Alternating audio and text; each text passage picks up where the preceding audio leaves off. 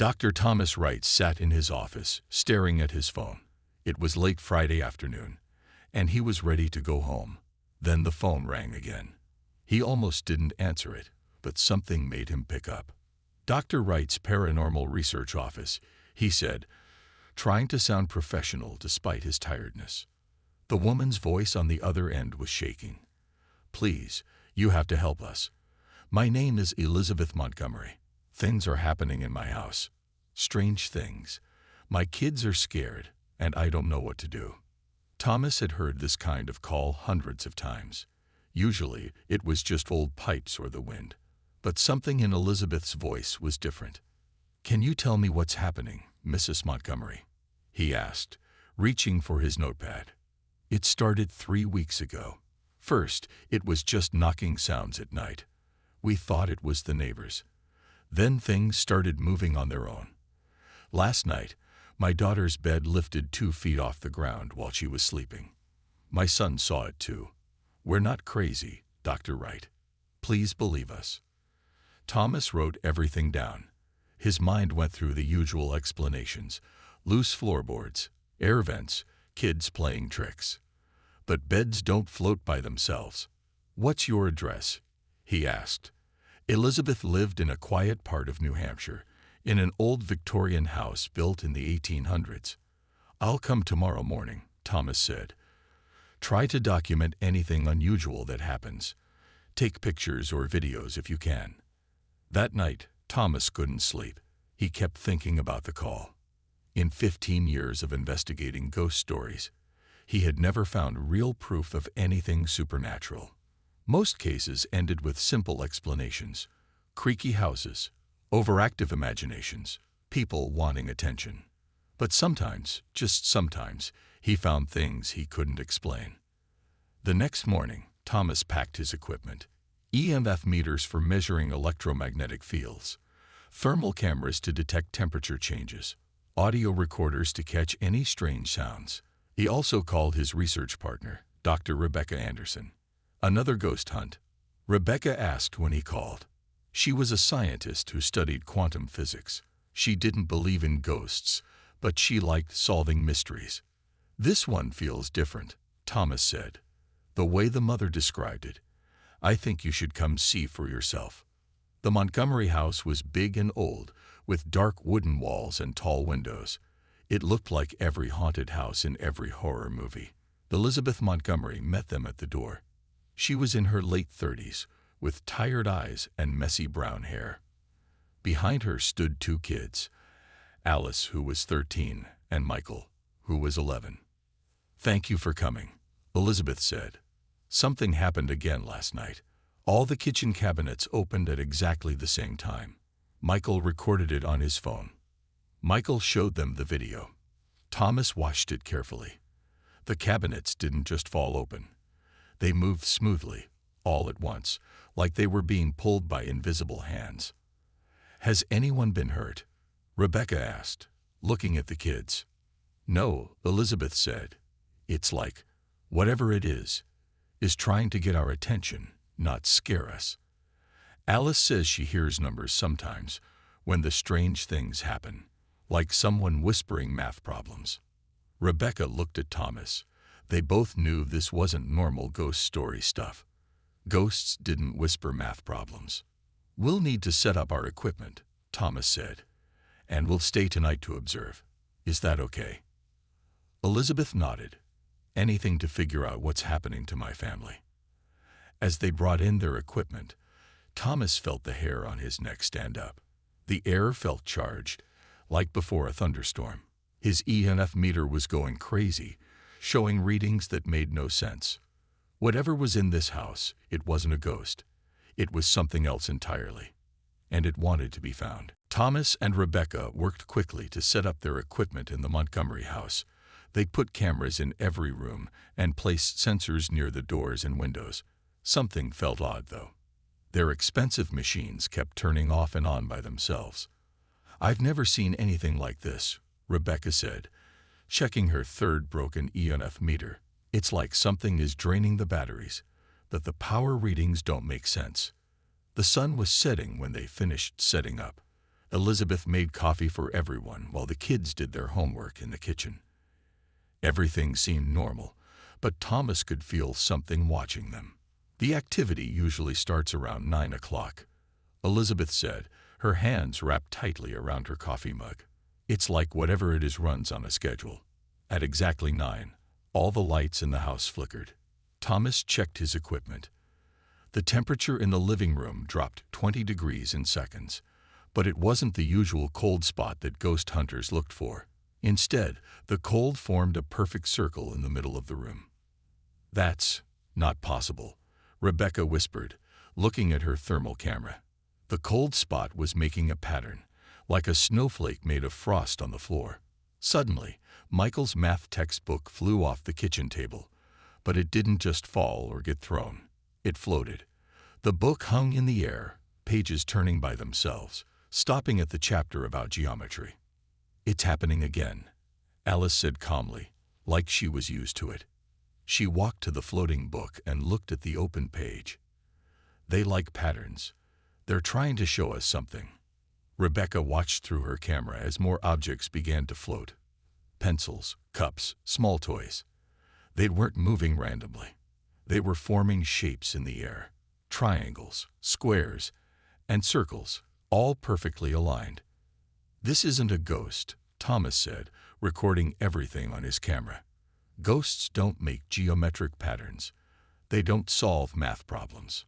Alice stood in the middle of the room, looking up at the floating objects. "They're talking to us," she said, "with shapes and numbers. But they're frustrated because we don't understand." The objects started spinning slowly, making new patterns. Rebecca's science training kicked in. "These aren't random shapes," she said. "They're forming molecular structures, like the ones we study in quantum physics, but they're more complex than anything I've ever seen." Thomas tried to take readings, but all his equipment was dead. Even their phones wouldn't work. The only thing still running was Rebecca's thermal camera, which showed waves of cold energy pulsing through the room like a heartbeat. Elizabeth hugged Michael, who was watching everything with wide eyes. "What do they want?" she asked. Before anyone could answer, Alice walked to the wall and started writing numbers. Her hand moved quickly, filling the wallpaper with equations. Rebecca gasped. "This is advanced quantum mechanics," she said, taking pictures of the equations. "But some of these formulas, they're beyond our current understanding of physics. No 13-year-old could know this." The floating objects suddenly dropped to the floor. The cold spot vanished. Alice stopped writing and turned to face them, her eyes wide. "They're stuck," she said. "They need our help to get home. But first, they need us to understand who they are." Thomas and Rebecca looked at each other. This was bigger than a ghost hunt. Whatever was in this house was trying to teach them something. The question was, were they ready to learn? The next morning, Thomas went to the town library. He needed to learn more about the Montgomery house. The librarian, an old man named Frank, knew exactly what he wanted. "You're not the first person to ask about that place," Frank said, pulling out dusty boxes from the back room. "Ever since Colonel James Fletcher disappeared in '62, people have been curious." Thomas opened the first box. Inside were old newspapers, military documents, and personal letters. He started reading about Colonel Fletcher, who had owned the house before disappearing without a trace. Meanwhile, Rebecca stayed at the house to watch Alice. The girl kept drawing strange diagrams in her notebook. They looked like the patterns the floating objects had made the night before. "How do you know what to draw?" Rebecca asked, watching Alice work. "I see them in my head," Alice said. "When I sleep, they show me pictures. Sometimes they show me numbers too. It's like they're teaching me something." Rebecca took pictures of the drawings. They weren't just random shapes. They were advanced scientific diagrams, the kind she'd seen in quantum physics journals. But some were even more complex. Back at the library, Thomas found something interesting. Colonel Fletcher had written journals, but parts were in code. In one entry from 1962, he wrote, "They're here. Not like we thought. Not from above. From beside. The gate is almost ready. Thomas called Rebecca. I found something. The colonel was working on a secret military project called Stargazer. But it wasn't about space. It was about something else. Thomas, you need to come back, Rebecca said. Her voice was shaking. Alice just solved an equation that scientists have been working on for years. She solved it in her sleep. Thomas grabbed the journals and rushed back to the house. When he got there, Alice was still sleeping. Numbers and formulas covered her bedroom walls, written in perfect handwriting that wasn't hers. Elizabeth stood in the doorway, crying quietly. What's happening to my daughter? Thomas showed them the colonel's journals. I think whatever happened to Colonel Fletcher is happening again. He wasn't crazy. He found something, or something found him. Rebecca read through the journals quickly. These equations match what Alice is writing. But how did she know them? These formulas are decades ahead of our time. Just then, Alice woke up. She looked at the equations on her wall and nodded. They're getting clearer now, she said. They're not ghosts. They're scientists, like you. But they're stuck between places. They've been trying to talk to us for a long time. Thomas looked at the colonel's last journal entry again. The final words were, they need a bridge. Someone who can see both sides. A young mind open to the impossible. They were waiting, Rebecca said, looking at Alice. All these years, they were waiting for someone like her. The lights in the room flickered. Alice's drawings began to glow with a faint blue light. The truth was coming out, but it was bigger and stranger than any of them had imagined. 3 black SUVs pulled up to the Montgomery house early the next morning. Men in dark suits got out, led by a tall man wearing a military uniform. He knocked on the door firmly. Thomas opened it, expecting more trouble. The military man showed his badge. Major William Hayes, United States Air Force Special Projects Division. We need to talk about what's happening in this house. Elizabeth stood protectively near Alice and Michael. How do you know about us?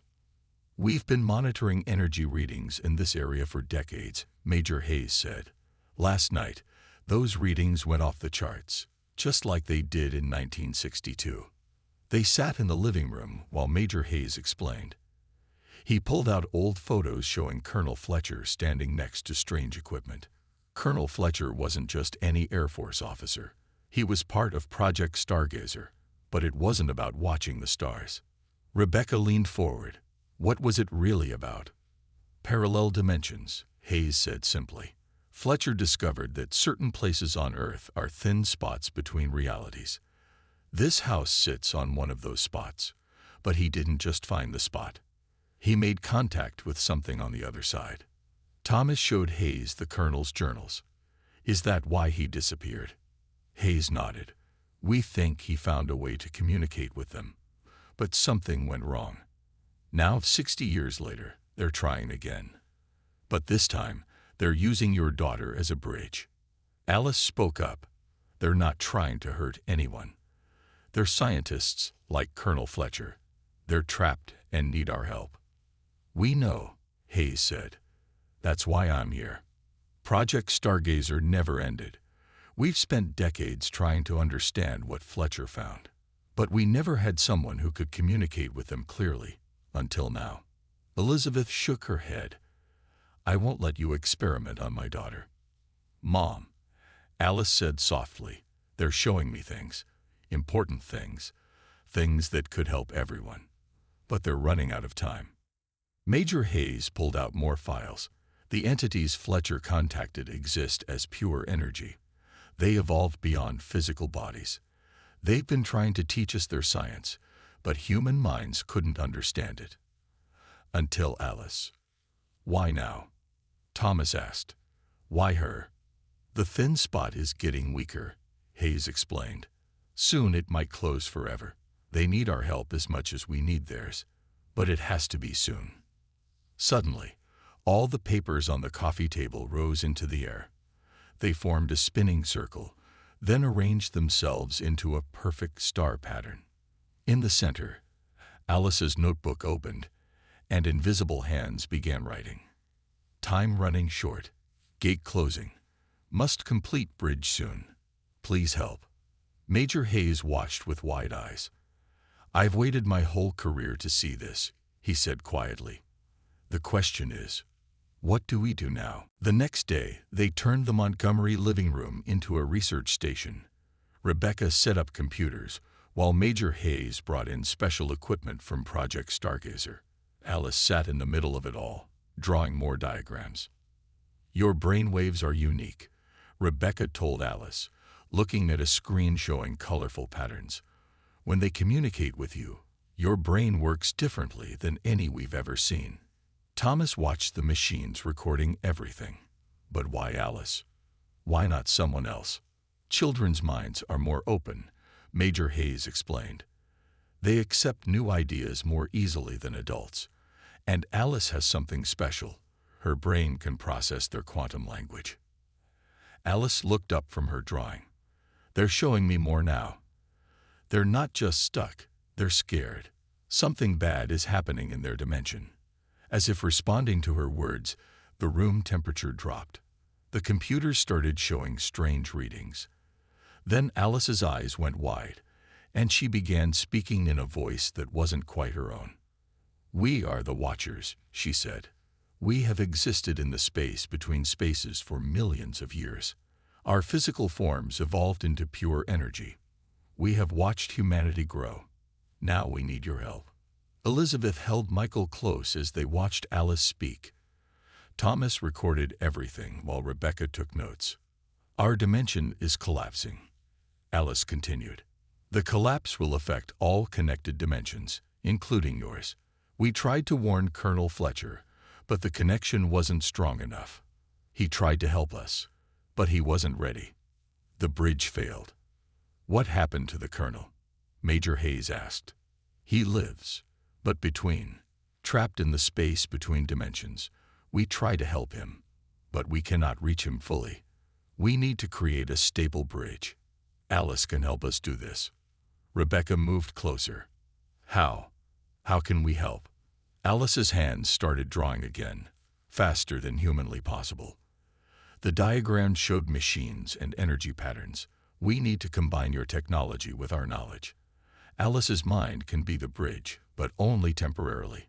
We don't want to harm her. Suddenly, all the lights in the house glowed bright blue. Through Alice, they watched as ghostly shapes appeared, forms of pure light that moved like water. They weren't scary. They were beautiful. These are their true forms, Alice whispered in her normal voice. They're showing us who they really are.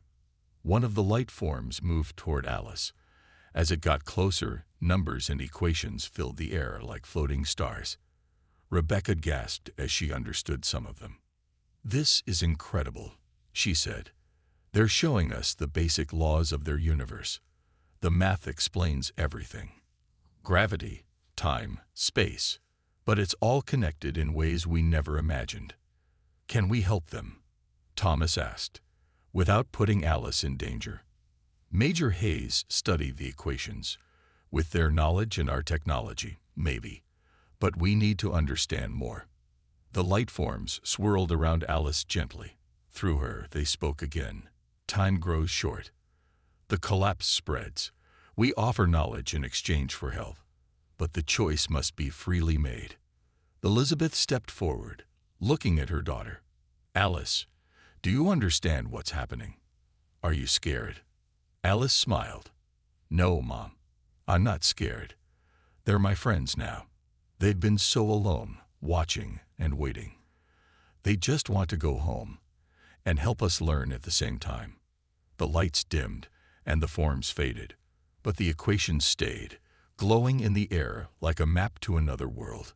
They had made first contact, but this was just the beginning. Now they had to figure out how to build a bridge between worlds, before it was too late. Everyone gathered in the Montgomery kitchen the next morning. The adults sat around the table while Alice and Michael had breakfast. No one had slept much. They all knew they had to make a big decision. Let me be clear about the risks, Major Hayes said, spreading out papers covered in diagrams. Creating a quantum bridge has never been done before. We don't know all the possible dangers. Elizabeth clutched her coffee mug tightly. What's the worst that could happen? Rebecca pointed to her calculations. If something goes wrong, it could create a tear in space-time, like a hole between dimensions. We don't know how big it might get, or if we could close it. But if we do nothing, Thomas added, their dimension will collapse anyway. And that could affect our world too. Alice put down her spoon and looked at the adults. They showed me what's happening in their world. It's like a slow wave of nothing, eating everything. When it finishes there, it will come here. Major Hayes stood up and walked to the window. My superiors want to take control of the situation. They're talking about moving you all to a military base. They want to run tests, do experiments. No, Elizabeth said firmly. I won't let them treat my daughter like a lab rat. Mom, Alice said softly, I want to help them. They're not trying to hurt us. They're scared and alone. Michael, who had been quiet until now, spoke up. Alice is different when they talk through her, but she's still Alice. She's still my sister. Thomas watched the family. He had seen many strange things in his career, but nothing like this. Maybe we should let Alice decide. She's the one they chose. She's just a child, Elizabeth protested. A child who can understand quantum physics, Rebecca reminded her. Whatever they've done, it changed how her mind works. She understands things even I can't grasp. Suddenly, the lights flickered. The temperature dropped, and everyone knew they were no longer alone. Through the kitchen window, they could see strange lights dancing in the backyard. Alice stood up. They're showing me something new, something important. She walked to the living room, and everyone followed. The light forms appeared again, more clearly than before. Through Alice, they began to explain. The bridge must be temporary, she said in that other voice. 3 minutes only. Enough to transfer the knowledge you need to prevent the collapse. After that, the connection ends forever. Alice will be safe. We promise. Major Hayes checked his instruments. The energy readings match what they're saying. It would be a controlled event. But you can't promise nothing will go wrong, Elizabeth said. Mom, Alice said, now in her normal voice. Sometimes you have to help people even when you're scared. You taught me that. Elizabeth looked at her daughter for a long time. She saw the same little girl who used to be afraid of the dark, who now wanted to help beings from another dimension. If we help them, Thomas said, we're not just saving their world. The knowledge they're offering could change everything. Clean energy, new technologies, cures for diseases. Major Hayes nodded. But if we wait for military approval, it might be too late. They'll want to study this for months or years. We have days at most. Rebecca double-checked her calculations again. I think we can do it safely. But everyone needs to agree. We all take the risk together, or not at all. The light forms swirled gently around them, waiting. In their strange, beautiful way, they were asking for trust. Elizabeth looked at her children, then at the experts around her table. She had a choice to make, one that could change not just her family's life, but maybe the whole world. They waited until midnight to begin. Major Hayes's team set up special equipment in a circle around Alice's bed. Rebecca checked all the machines twice, making sure everything was perfect. 3 minutes, Thomas reminded everyone. That's all we have. After that, we shut it down, no matter what. Elizabeth sat next to Alice, holding her hand.